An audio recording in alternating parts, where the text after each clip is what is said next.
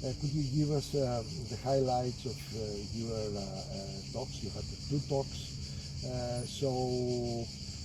In a simple way, because this will be an outreach. Sure, my pleasure. First of all, it's always a pleasure for me to come here. This is more repose, so it's like my rest. So it is a very good place to sit and think about science also with colleagues here. It's an excellent environment as far as that is concerned. We come back to that later. Now, this year I came with two contributions. One was a big review of what happened, I should say, in the last 2 years at the collider at CERN. This is the place where I work. I work at the Large Hadron Collider in CERN, Geneva. And since, due to circumstances, we did not have the conference happening last year, it was a bit of a bigger report than usual, perhaps. And I think what we learned from that, first of all, that we are now getting ready to start a new data-taking period at the Large Hadron Collider. Next year. That's right. So somewhere in spring next year, the machine will start. And it had a break of 3 years where we were upgrading this machine, making it stronger. The energy will be a bit higher, the luminosity will be higher, or the brilliance of the machine will be higher. And the detectors are getting ready for that. They are eager to go for another set of years to put in that. From the measurements themselves, the most important thing is that this new particle which we found 9 years ago, so-called Higgs boson, even taxi drivers in Corfu know what the Higgs boson I discovered, so that's popular enough, I suppose. That we are studying that, and we have been studying that in so much detail that we understand now much better where it fits in with our theories and understanding what is generating what we call mass of particles. We're not there yet. We need to push on still to understand more, which is coming with the next run, hopefully. But that we're getting a much more complete picture of that. And I think the precision with which we have studied that particle has augmented tremendously in the last few years. And the second talk was on neutrinos. That's right. Neutrinos are everywhere. They are everywhere, and it's becoming my favorite hobby, I would say, because neutrinos are in such amount there. While we are talking here, billions of neutrinos go through you. They come from the sun, and there is a lot of sun in Corfu, so you have an enormous flux of neutrinos going to you every second of your life. But they ignore us, mostly. You can say they are shy particles. I call them mysterious particles, because we don't fully understand them yet. And what is important in what is developing with the years, with experiments which are ongoing, is that we understand more of these neutrinos. For example, that they weigh very little at their very tiny masses, and the way they interact, they may have properties which will allow us to explain, for example, why the universe is as it is. In terms that, many people believe that if the universe would be just unleashed in the very beginning, all matter and antimatter would annihilate, and there would be nothing here, and we would not have this interview. But the neutrinos may be the key to understanding why this did not happen, why the antimatter disappeared, but a fraction of the matter is still around with us. And the first measurements we are getting out of there seem to indicate that the neutrinos really could be the key in that direction. Very nice. Well, but they are generically mysterious particles. Sure. So for me, they are still the most mysterious particles which we have today, and they could contain still surprises, and that's what we are hunting for. Thank you for that. Actually, we could discuss much more, but the time is pressing. So the next question is, since you have been several times and you know what we are doing here, what is your impression of the whole that? Taking into account that now we renovate these buildings, and hopefully next year We can offer you, you know, workspace, office space, to work really there. Just, of course, you would like to work outside also. But so, what is your impression of? The first time I came here, which was more than 10 years ago, I think. It was before the collider even started working yet. Yeah. I was talking about it already. Yeah, but that's right. It was in the prospect of... yes, it's, you know, because it was the big thing that's going to come in town. So I sort of fell in love with the place.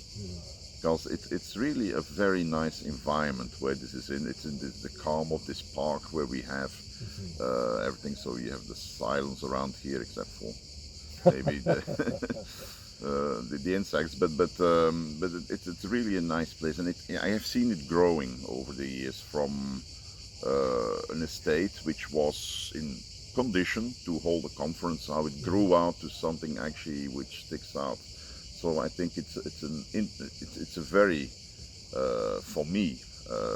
That's why I come here. You come every year. Probably not every year, but regularly. I like to come back, and it's a stimulating environment because you get people around here. You have the long breaks between the formal meeting parts and so forth, which allow also to put contacts, discuss, and get ideas. And that is probably in the, would say, Greek philosophical style that you talk and get ideas, and it's perfectly executed here. So yes, I like it a lot. For me, it's a highlight in the year to come here and pass here once. Thank you very much. And as you have seen, we have several young people around. So one of our goals is to have interaction of the young people with the senior, and I think this is also achieved here. And if you agree, then what you would suggest to the young guys who are not guys, researchers, who are here and would like to, they started research, and what are the prospects, and should we encourage them, or is a hopeless journey? No, I think, you know, we are a curiosity-driven research. It's not an applied research. So we want to learn things. And I see that a lot with young people. There are some which are more economically driven. They will go work in banks, but maybe not in Greece, I don't know, but at least in some banks somewhere, in Switzerland for sure. But we do have a community like myself. I was totally curiosity driven when I was young to come into this field. I could even add that I decided to do particle physics, and this is not a story, this is true, when I was on a holiday in Corfu. Really? By the reason that I wanted to have something to read on the beach, and the only thing I could buy which was non-Greek was a Scientific American. And that Scientific American had a story about finding free quarks in niobium balls at the time. This was popular, and I talk really now about the 80s, so it's some time. And that drew me in, that woke my curiosity. So you need sometimes this sparkle of something that tells you that is something interesting to do. I like to contribute to that by particularly also tailoring my reports to young people and to address the young people in that. And my advice to them is those who feel caught by that, it sounds now having a bad name, but I will use it anyway, by the virus of curiosity, I want to encourage them maximally, and I also try to help them. I find it stimulating that the young people come after my talk also and ask questions. They don't know me, but also you have they proven that you have helped students at CERN, you have all these young people.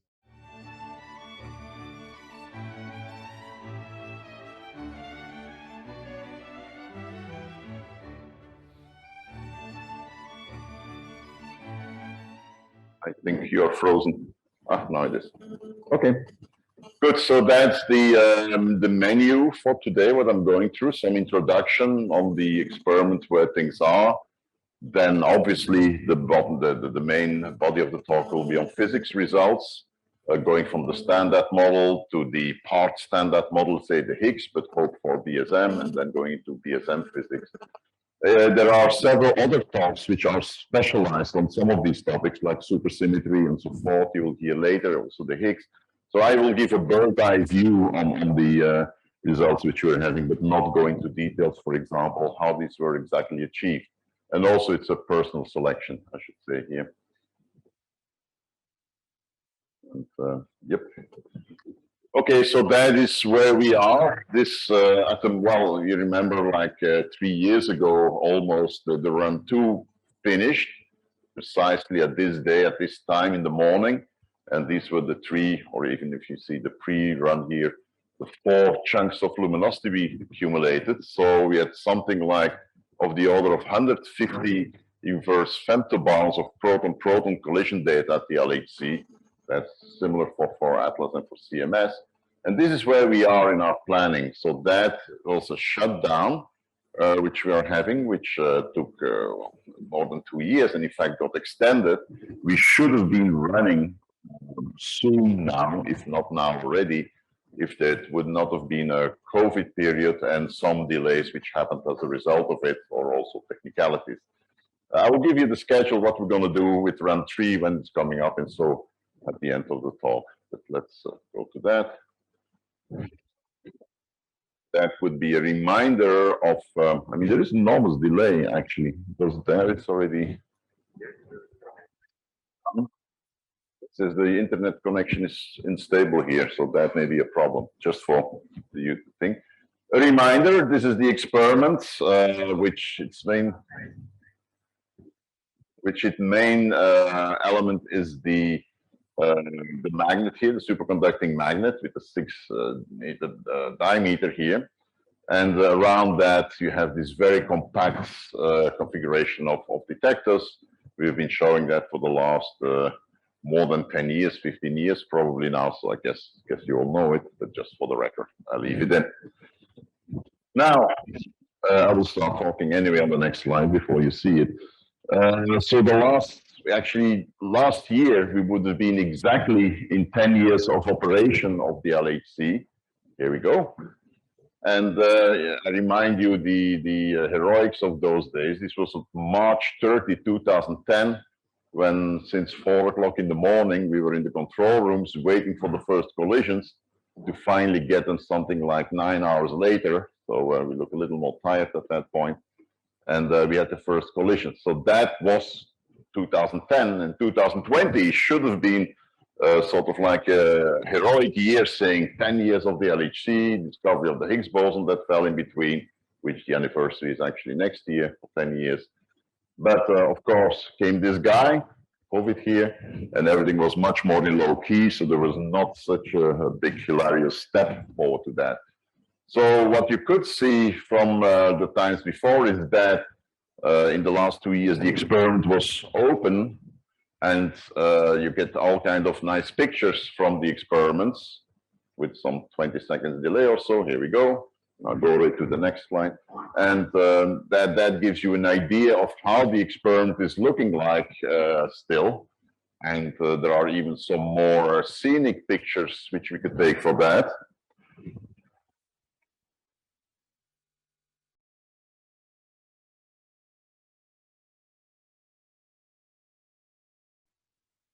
Okay, some tuning is still going on, like you usually have with standard model calculations.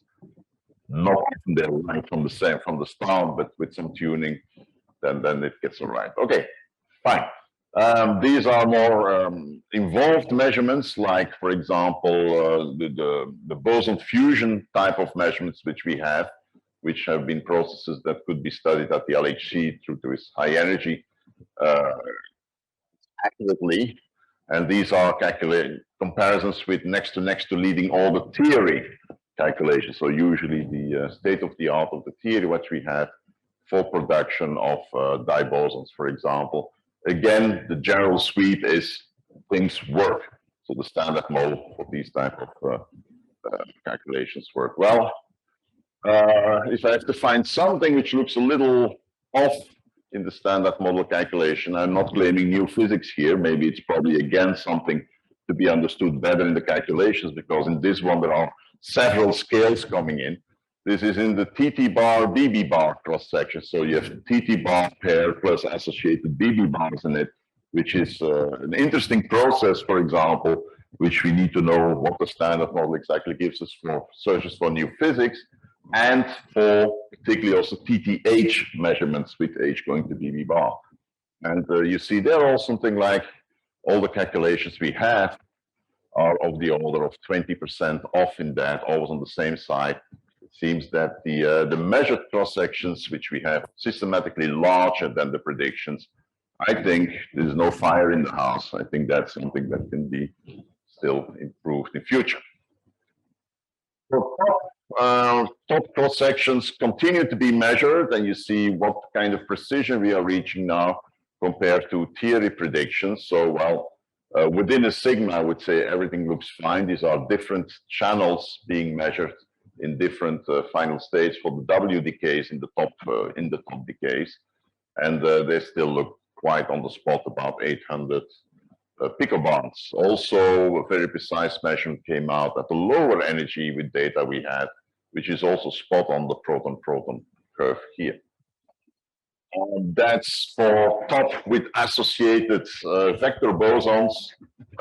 There, the errors are of course still substantial, but at least you see they are getting very close to what you expect from the theory. The top mass is always on our list, maybe not as hot as it was a couple of years back. The precision now reaches about 0.3% or 3 per mil on the determination of the mass, and within this kind of context of extraction of it, there is always some dispute with whether in the dipole or the so-called Pythia mass or whatever. This is what I would call the Pythia mass, and that's not the final word yet. This is the best number we have so far. You cannot even see it from here. It's 172.4 with about, as I said, 3 per mil uncertainty. That's for the experiments. Next on the line that's going to happen is a combination of all the run 2 data. This is, by the way, a run 1 result, still the most precise one. Combination of all the run 2 data, which will give a higher precision than what we have here. And then Atlas and CMS, maybe also LHCb is involved. They also see the measure tops. They will combine, and that will be the next step. There remains the enigma of the fact that at the Tevatron, the mass was measured 2 GeV higher. Now, I know that Trump always wanted to be better with the in the US, but I don't think he could change the top mass by 2 GeV and have that as part of his political agenda. It's driven by the D0 result. It's still not resolved. There is suspicion what it could be, but that's still not fully resolved. I think it probably will fade away if it stays like that, since everybody else starts to measure the 172 GeV.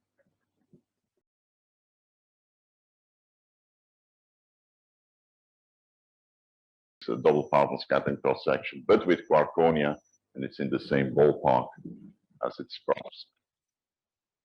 Okay, that's for the standard model. Now the standard model plus maybe, and it's with the Higgs, which we have now. And a brief summary of what we knew in 2019 is given in these pictures here on the mass determination, which was a combination of CMS and Atlas, which was 125.09 plus 0.2 or 0.23 or so of an error on it. The width was constrained basically to be below 9 MeV, done under certain assumptions on how to extract the width, not the direct measurement.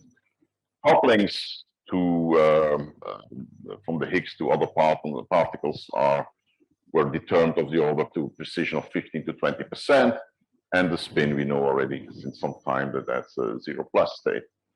So in 2021, you see the picture here in 2012, and particularly the scale here, which is the event count, is also of interest to see. That's like 5 events, 6 events or so from this year. These are tens of events. You see this nice peak here. This is the same peak of the Higgs measured in the Higgs going to ZZ final state. And in run 2, we do have that we measured all sorts of channels which we couldn't measure in run 1, but they have been presented before. The Higgs which I showed 2 years ago, was still very much standard model-like with a strength, so a ratio of the cross-section we see over the cross-section calculated in the standard model was about 1.17 with a 10% uncertainty on it. So on the Higgs mass, there has been some developments. In fact, now with combinations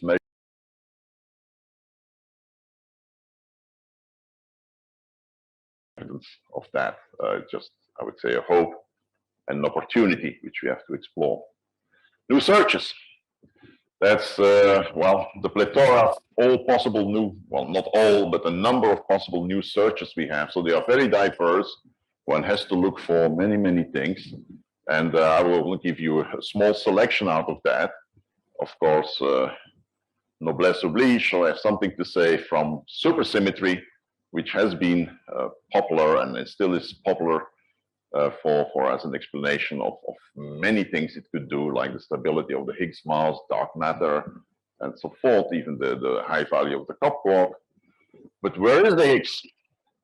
Now, I don't know if you know this American game is to look for Wally. There is a Wally here. I also have hidden a Higgs in here. Now, I can let you find it out, but I'm not probably long enough on the slides. Anyway, it reminds me a bit on Corfu in a busy season, where you can, so I thought it was suitable to have it here. But yeah, where is the Higgs? I don't know. And I still don't know, 2 years older than the last time I was here, because we do our duties. We go and measure channels with the highest luminosity we have, with the most sophisticated ideas we have, machine learning, that's a keyword almost for everything right now. And to, you know, we have inventive new methods which we think of using, or for example, getting to some areas which are less accessible with the classical methods which we've used. But things get been pushing up, holes get filled, and at the moment in these so-called simplified models, we talk about gluino masses more than 2.3 GeV or so, or below at least, which are disfavored. I remind you that these simplified models are not absolute truths. They can be avoided in explicit models, which take, because they look only channel by channel, but if you take a melange of channels, and you can get still solutions in the MSSM for gluinos for saying like maybe a bit over a TeV or so, but it gets harder and harder as we have this information, experimental information coming in. For quarks also, these quarks now, if you want, with this caveat which I said.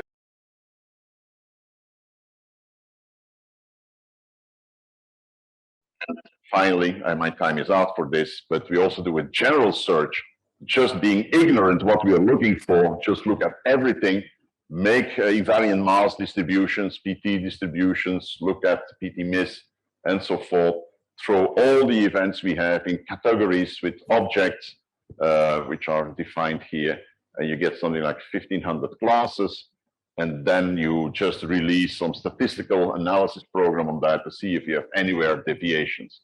And this is a list of sort of the maximum deviations we see in particular channels as they come here. Nothing that keeps us awake, what came out of that. So that's it basically. We go to run 3 now. I'll just say a few things.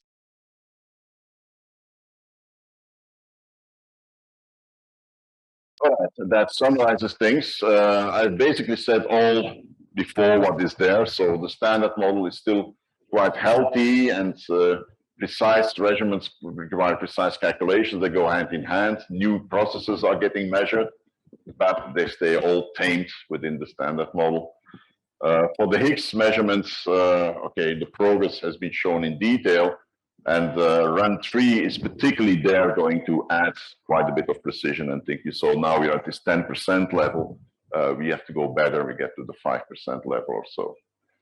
And long-lived particles are in fact no new physics, alas. I think the next speaker may probably say the same, seen in this, but we are preparing for this run 3 with all kinds of special data take modes. And, you know, It takes only one deviation to see somewhere to be victorious, and we are still waiting to have that, but working for it. And I'll stop here.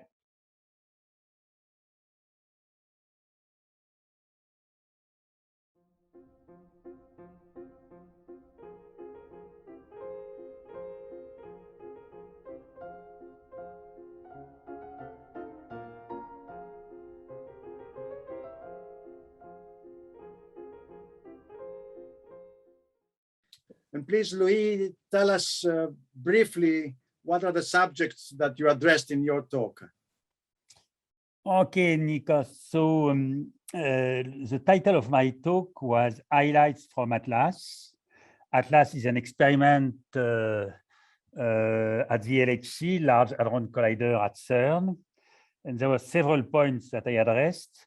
An historical introduction of the LHC and of the Brute-Englert-Higgs boson search, where the discovery was probably the most important result of the LHC. Then I discussed the results. The run-2 of the LHC, in fact, corresponds to an increase of about a factor 10 of the number of events compared to the run-1. So this allowed us to open new areas. And finally, I discussed the future of Atlas at the LHC, or what will be called HL-LHC, and which is supposed to work until 2040, and where we expect a new increase of factor 30 of the number of events. Good. So about Corfu Institute, you have some experience, and please tell us again some few words on the workshop, Standard Model and Beyond, that you took part. Yes, unfortunately, this year I was not able to come due to the pandemic, to come in person. So I gave my talk by video, but I have several old experiences at Corfu. In fact, I went in Corfu. I do not dare to say how many times, but in 2010, 2013, 2015, 2016, and 2019. And plus this year where I was not able to be present. And I like Corfu, the workshop very much. In fact, 2 students of mine went in the Young Scientist the previous years. This year, I find it, as always, quite good. It's a mixture of status of the results. You know, since the run-2 has ended since 3 years, the improvement in the results was not completely fantastic, but there were clearly new results. And also how one could imagine the future of the work in the next 5, 10, or even more. Okay, and what's your suggestion to new young students starting to be engaged in research? Well, several things. First, in research in general, and second, in high energy physics. In research in general, I think one has seen with the pandemic that the society needs more science. And so therefore, it's really useful that young people work in science. It's important that they work really in detail, that they do a job in a very good way, but it's important also that they are open-minded towards the society. That's a general thing in science. And even if I say that in the pandemic, it is clear that society needs science, it's not completely obvious that the governments have, let's say, understood this and put the right effort. And in high energy physics, I think it's clearly an important topic. It's really an important topic. It's a very important topic about the knowledge of our world. And there will be in the next 10 or 20 years new machines in Japan with Bell 2, at CERN with high luminosity LHC, and a young physicist, even if it's not completely obvious for him, should spend some time preparing the far future. Okay, Louis, thank you very much. We hope that next year will be all in person in Corfu.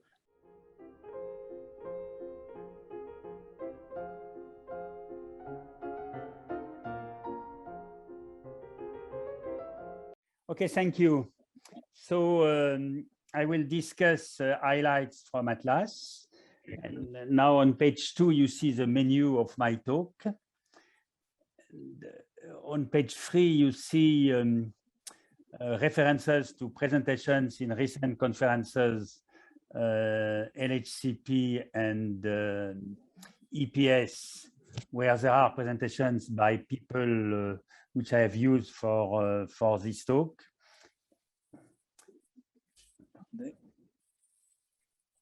You see below also publicity for a future conference. There are a large number of results. However, we should remember that the run-2 ended in 2018 and that there is no new data. Therefore, some of the results with the full run-2 dataset were already available and presented at Corfu 2019. I will be still selective with only few details, and for more results, look at backup and references. I will insist more strongly on strategy and on results than on phenomenological interpretations. And I end by a quotation by a very famous French thinker that I like: nothing is believed more strongly than which we know the least. Therefore, for things where I'm not expert, I very often speak without doubt, but it's clearly not the case. I thank the organizer, in particular George, and I'm really sorry of not being this year at Corfu. I really miss the conference, the spirit, and the city. So now I start by an historical introduction. I will remind a few things on spontaneous symmetry breaking and the brute angular mechanics and the LHC in a nutshell. So each time I'm making a presentation, an historical presentation, I'm starting, since once a Russian student told me that I should start by this, by the Ginsburg-Landau paper in 1950, where in some sense the Meissner effect is has the London penetration length equivalent of the W mass, and is related to a sort of brute angular Higgs-Anderson mechanism. And then I go to prehistory, where it's going from 1959 Nambu to Goldstone and other people, Schwinger and Phil Anderson, which has roughly the brute angular Higgs mechanism. And I cannot resist of showing this picture from the 1960 paper of Goldstone, where you have what is called now the Higgs potential, and you have also the mass root of -2 mu square, which is in fact the Higgs mass. So after this prehistory, I now go to history. In 1964, brute angular Higgs, Guralnik, Hagen, and Keeble produced this Higgs mechanism, which was already intuited by Anderson, but it's going from something which is a genius idea in superconductor to a magic thing, superconductivity in the vacuum. Then you have these papers of Weinberg in 67, and in 1970 you have Toft, which ends the story by showing that the standard model, which was produced by Weinberg, is renormalizable. And now I go to experimenter. In 1983, there was a discovery of W and Z at CERN. I put here the picture of Carlo Rubbia because it's difficult in theory, we know, to know who is responsible of ideas. It's even more difficult for experimentalists to know this, but it's clear that the really important person for Hadron Colliders and for LHC is Rubia. Probably without him, LHC would not have been built.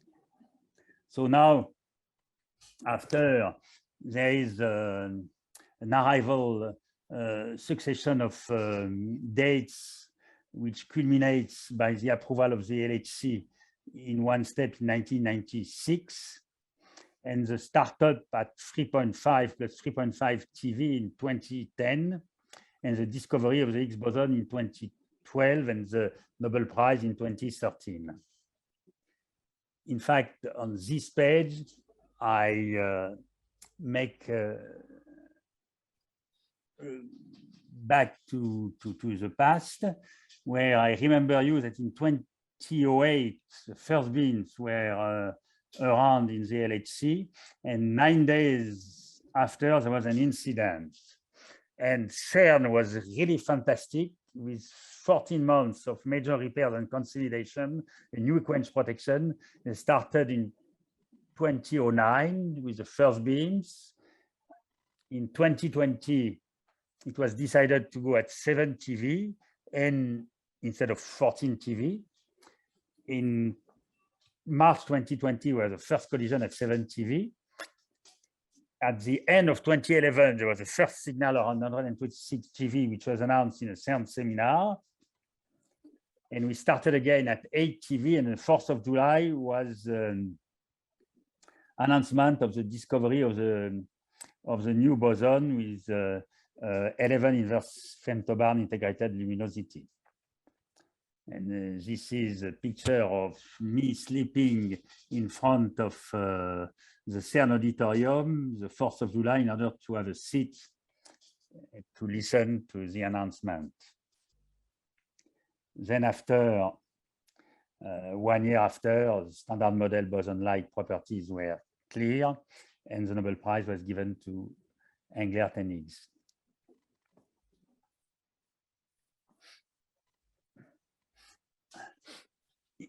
Here you have a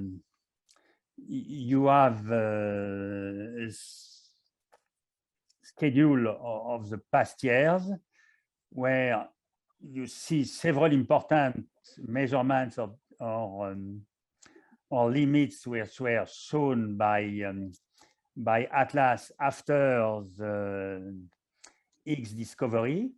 In fact, there are 1,000 papers which were produced by Atlas up to now, going from, for instance, the first observation of weak boson fusion Z production to the observation of lights scattering by Atlas in heavy ion, and other results, in particular, very recently, the observation of photon-induced W boson pair production in proton-proton.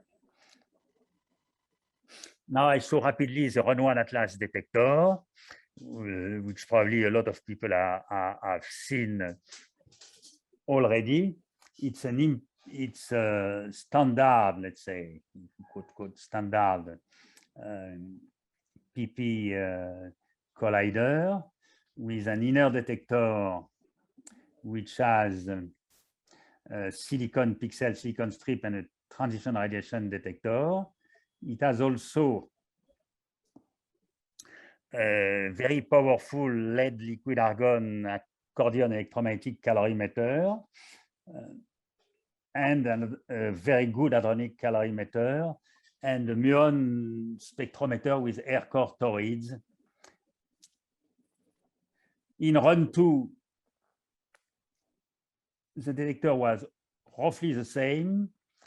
There are several improvements, but the most important one is the inner B layer, which is close to the beam pipe, which will allow to have a better B tagging, which is important for a lot of measurements that will be presented.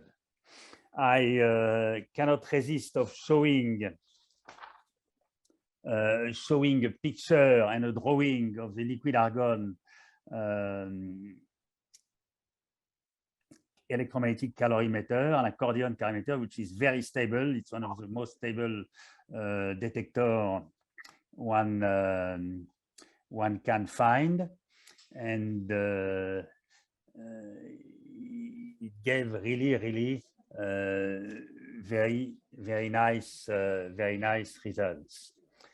In addition, after showing this, I will show you, I think you have seen it several times, the X signal in gamma gamma as it was observed for the discovery and a little bit later than the discovery. I show it because for me it's one of the most impressive things I've made in my life, participating to this gamma gamma discovery, and also because you will compare this to new results that will be shown later with much more events. The signal over background is quite small. It was a few percent, and now I show the other channel of the discovery, which is X into ZZ, where the signal over background is about 40 times larger, is equal to 1, and you see also how the signal appears, and you see that this will allow us to make a lot of very nice measurements.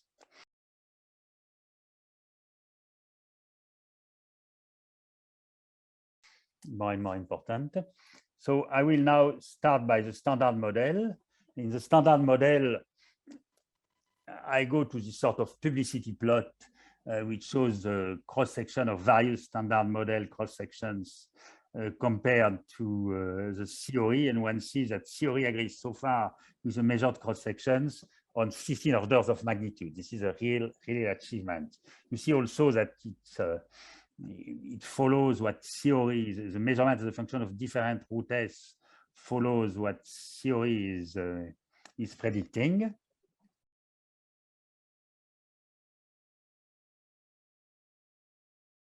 NLO event generators, but it's much better for NNLO event generators. A very recent result is for top production. For top production, here are the graphs. It's the very recent results is in multi-lepton for top productions, and you see the signal strengths on the right plot for this paper and for different channels, the combined one, and you see at the end that we see we have a signal strength of about 2, and we see with close to 5 sigma this 4 top signal. Another thing which was produced recently is a free W production, which can be produced by these graphs. Free W production in these channels. The signal is extracted with boosted decision trees. It is the first free W observation with a significance of 8 sigma with a signal strength of 1.7, but not really incompatible to 1. Another thing which is interesting to see is a Z boson with IPT jets.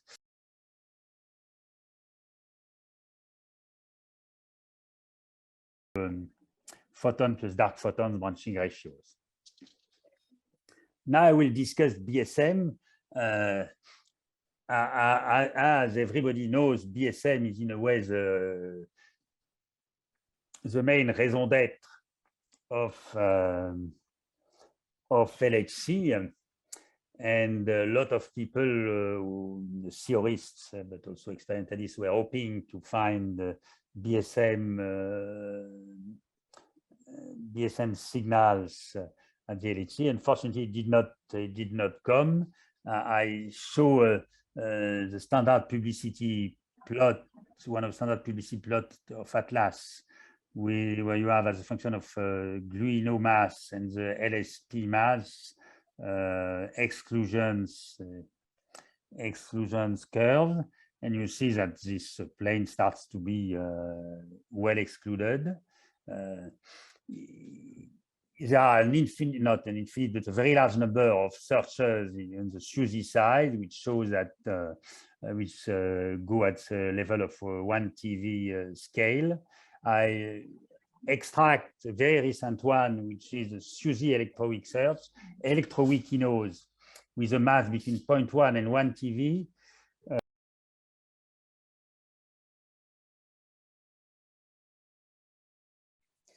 So my conclusions, it's a fantastic run-2 data set that we had, thanks to the outstanding performance of the LHC in our class. During run-3, where we will multiply the total integrated luminosity by 2 or a little bit more than 2, the emphasis, at least on my mind, will be on precision, but you should remind that we have only 5% of the data that will be delivered by LHC that we have analyzed up to now, so there's a lot of things to do. And finally, thanks for your attention, and thanks to the Corfu organizers, in particular to Georges. And I reminded that I met Georges 40 years ago, and you can see from this picture that the Corfu weather and food concern very well people. So thanks again.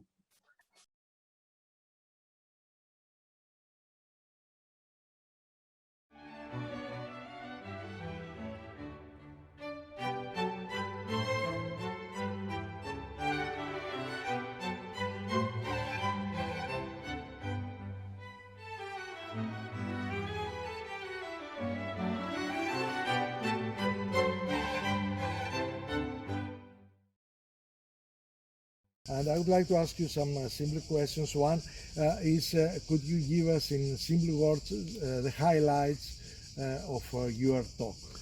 Since a long time, I try to give the consequence an idea of Feynman, the one who invented the Parton model, that says that the Pauli principle plays a role.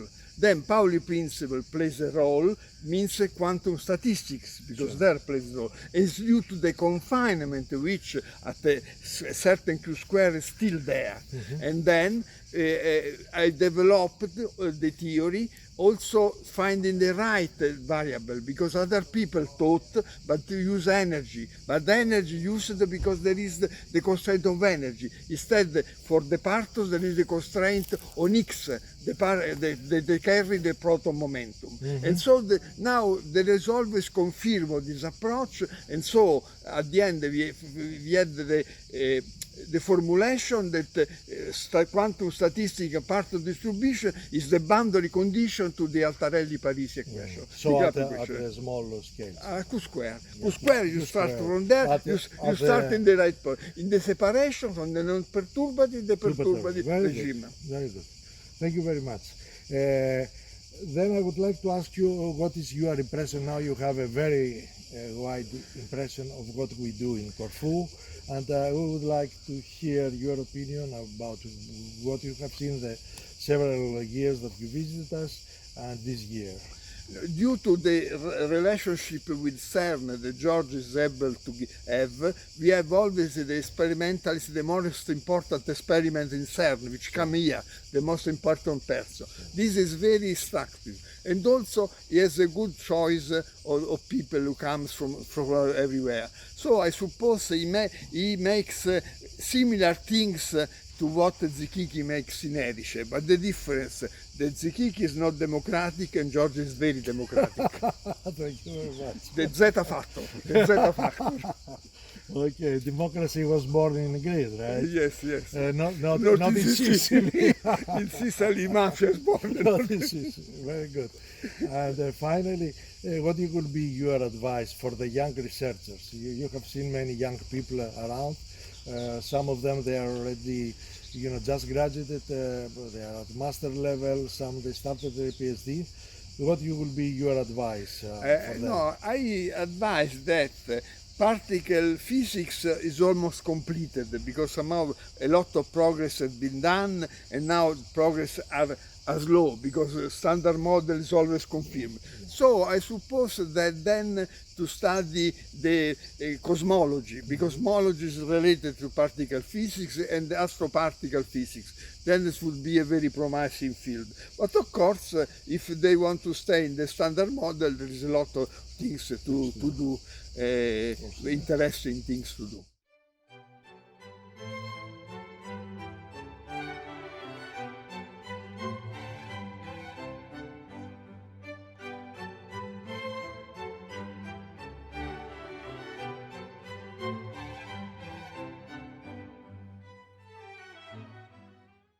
No, I shall try to convince you after research which lasts more than 20 years, which is based on the idea of Feynman and other people.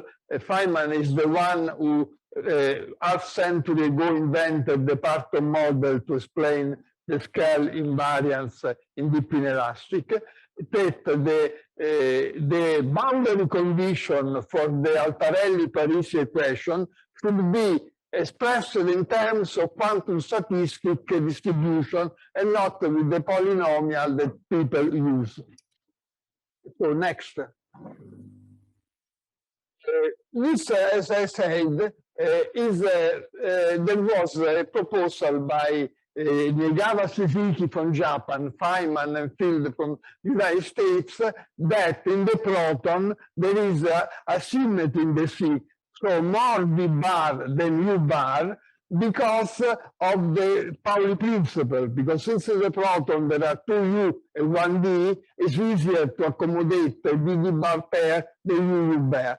This idea has been confirmed by the defect in the Gottfried sum rule that says that really there are more V bar than U bar, and also by the study of the radium production in proton-proton and proton-neutron, which shows that the ratio V bar on U bar is an increasing function. In fact, before was not, because the stream is like that, and after a good measure is like that. So, I say, this, if you apply Pauli principle, means that you have to apply quantum statistics, because Pauli principle works for statistics. And so you have to use Fermi-Dirac distribution for the fermion, and Einstein boson, and also since the potential is zero, is Planck for the gluons, that I will show that are in very good agreement with the data. Also, there is an important thing that the Altarelli-Parisi equation are based on two elementary processes of QCD: the emission of a gluon by a quark and the transformation of a gluon in a cuckoo bar pair. What is the assumption? That for the non-perturbative regime before the perturbative regime of Altarelli-Parisi establishes, then you reach equilibrium. And so you apply statistics, and since the PDF are probabilities, to apply statistics to probabilities is not so bad. And the important thing of this equilibrium condition, that automatically you find that the bar is larger than the U bar, but also you predict delta bar positive and delta D bar negative, which has been confirmed by the Roeck experiment with polarized proton in the production of W mesons. So, you know, when you have some idea that predicts things which after the prediction are in agreement with the experiment, you should somehow believe a little. Then there was when we first we first wrote compared with the experiment. Then we realized we could not write exact fermi-Dirac function, but we used some ad hoc factors. But then, when we extend it to transverse degree of freedom, we account for this factor. So sometimes it will seem somehow an unsatch in the previous work, after was shown to be completely consistent by applying this.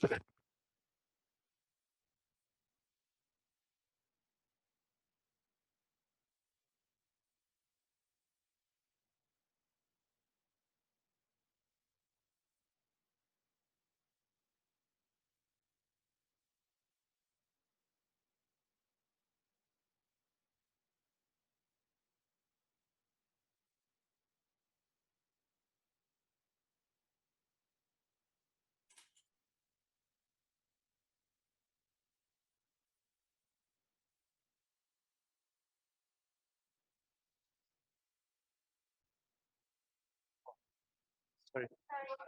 Sorry. Thank you very much. That was this.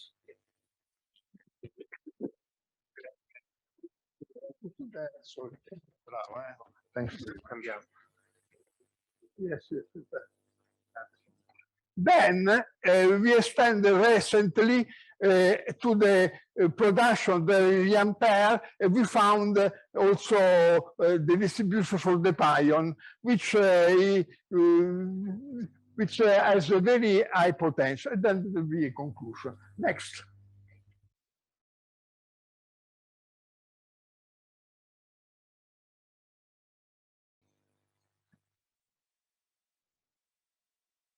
Then I said also in the beginning, then we said the bar larger than U bar X positive, bar X negative. Other people found this, but they just said we predicted that. And also there are, I said before, that you make the ratios neutron to proton as 2 neutrons to proton, delta U su U, delta D su D, and this the first decreases, and the second increase regularly, are predicted by Fermi-Dirac. So you see, we found a lot of prediction which normally people describe data adjusting the parameter. Instead, we simply predict this behavior. Next.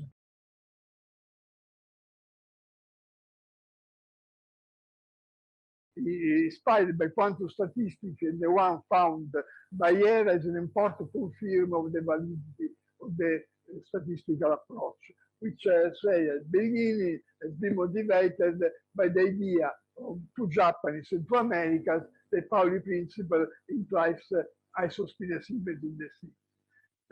The theory has been proved by extension to transverse momentum, and also is precisely explained because it says this is the boundary condition to the graph or Parelli-Parisian equation.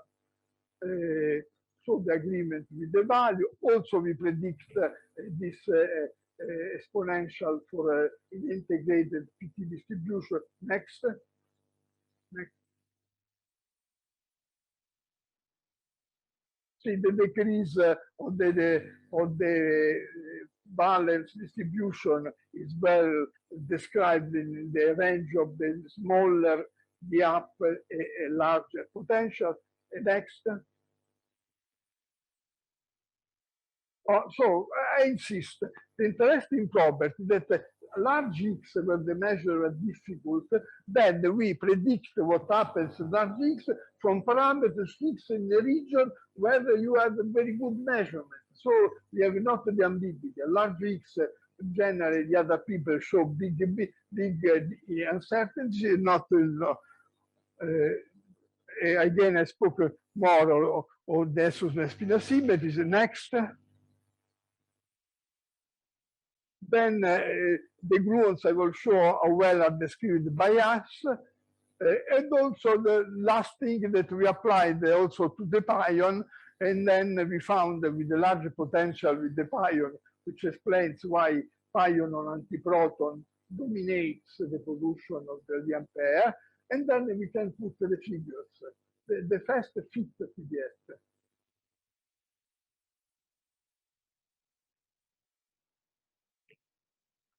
You see how well is described. Power, small x, and after volume potential. I was really impressed by the agreement, and so also with the parameters were very near to the ones found in 2002. So, 2002, you predict something, then you modify very slightly the parameters, and you find the disagreement. Then let's put B1 and B2. Then is what we found for the production of the ampere for the pions, which for pi minus you have a very important contribution for the valence U bar, which is very present, the valence U bar, and the valence of the target. Also B2 for completeness.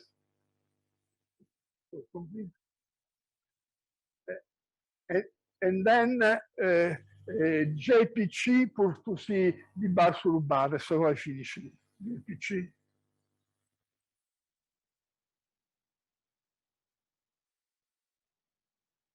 Let's see, JPC, let's see. You see, before there was the blue. Instead we predict always the, and then there was our curve is the red, and then you see how well with the new points. The old points, the big mistakes, and then the new result. Many people should say, I'm wrong because it's this. We say, no, we are right because the experiment has been done better, is like that. I thank you for the attention.